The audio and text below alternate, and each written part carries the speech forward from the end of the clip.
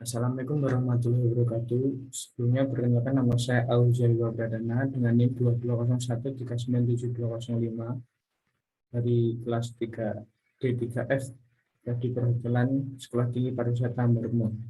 Di sini saya akan mempresentasikan hasil jawaban saya dari soal UTS mata kuliah Human Resource Management.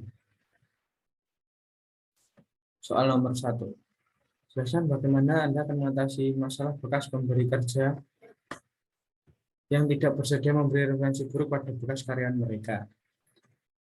Referensi karyawan adalah komentar positif atau negatif tentang kinerja pekerjaan karyawan yang diberikan kepada calon pemberi kerja. Dalam kebanyakan kasus, calon pemberi kerja akan menghubungi bekas pemberi kerja untuk mencari referensi sebagai bagian dari proses pertimbangan orang tersebut untuk posisi baru.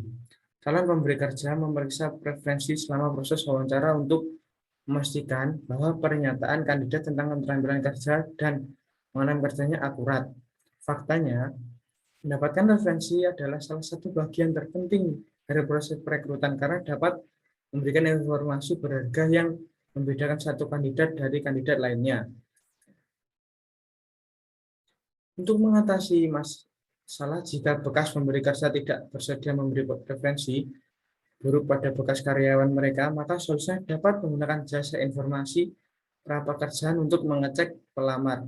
Penyedia pengecekan latar belakang utama meliputi ADP, Hire Right, Lexis Screening Solution, dan Talent Wish Solution. Mereka menggunakan basis data untuk mengakses informasi mengenai hal-hal seperti kompensasi, sejarah, kredit, dan catatan kriminal dan pengemudi pekerja.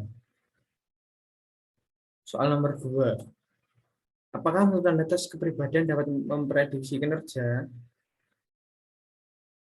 Kepribadian merupakan bagian hal yang penting dari seorang pekerja karena kepribadian dapat merefleksikan bagaimana seorang bertingkah laku, umumnya dalam keseharian dan khususnya dalam dunia kerja.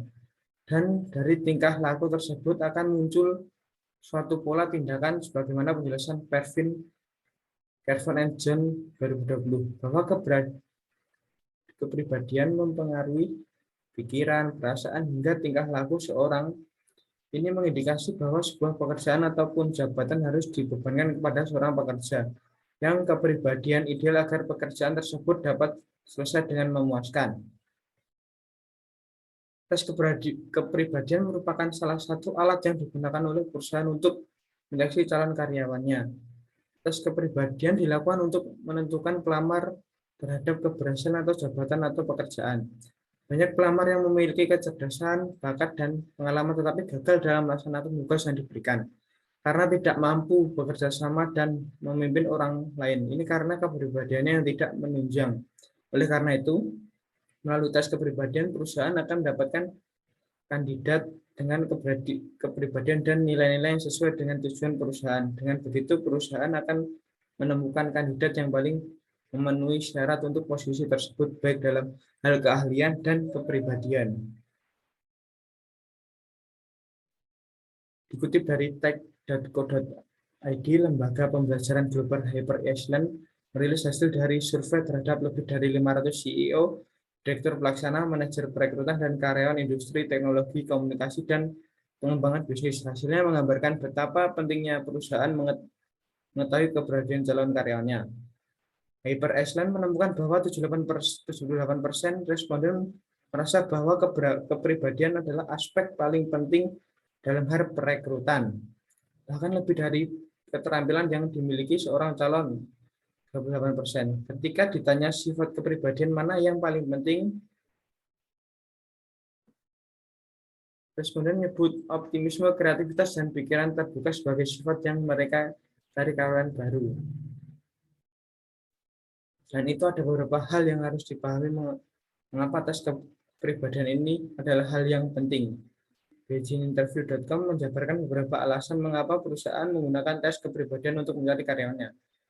Satu, untuk melihat apakah cocok dengan budaya perusahaan, menentukan apakah kepribadian kita cocok untuk kebudayaan perusahaan secara keseluruhan. Budaya tempat kerja sendiri penting dalam perusahaan untuk menentukan apakah keberanian kita dan cocok dengan apa perusahaan secara keseluruhan. Misalnya, jika kita adalah orang yang berpikir serius, mungkin kita berhasil di perusahaan yang memiliki suasana lebih santai dengan cara yang sama. Jika kita lebih senang dengan lingkungan yang kerja santai, kita mungkin tidak melakukan akan cocok di lingkungan perusahaan lebih ketat. Dua, untuk melihat apakah cocok dalam tim, terkadang sebuah perusahaan menggunakan tes kepribadian untuk menentukan apakah seorang kandidat memiliki sikap atau pengambilan keputusan yang tepat dalam jenis pekerjaan tertentu. Ketiga, untuk menentukan gaya komunikasi. Komunikasi yang baik sangat penting dalam lingkungan kerja, terutama bagi perusahaan yang mendapat komunikasi dalam pekerjaannya. Salah satunya untuk posisi manajemen atau pelanggan jenis pelanggan ini dirancang untuk membantu mereka memahami bagaimana kita berkomunikasi, menangani konflik, dan berkolaborasi dengan rekan satu tim. Sekian presentasi dari saya. Semoga, mohon maaf jika ada salah kata, semoga bermanfaat bagi kita semua. Wassalamualaikum warahmatullahi wabarakatuh.